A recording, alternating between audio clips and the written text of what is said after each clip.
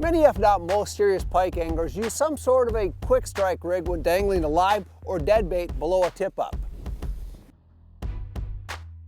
You know, the name quick strike rig really indicates the fact that with the hook positions the way they are, you don't have to wait for the pike to swallow the bait before you actually set the hook.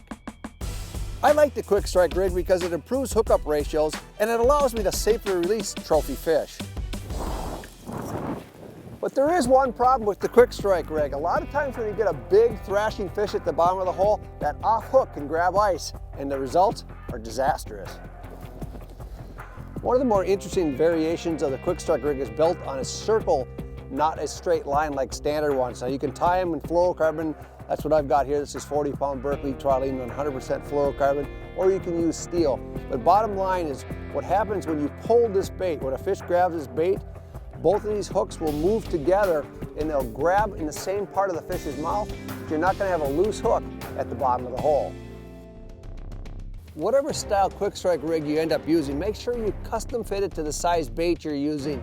I like to place one of the hooks near the head of the bait, one just behind the dorsal and ahead of the tail on top both times. And the other thing, make sure you don't use too big of trebles. I use a lot of size 6 and a lot of size 4.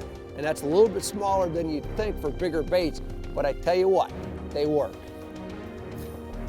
And one final thing, when you're chasing trophy pike, stick with a 10-inch hole. You can get by with an 8, a 7, or a 6, but someday, sometime, you're gonna regret it. Stone Cold Fishing, hot techniques, products, and tips for hardwater hardcores.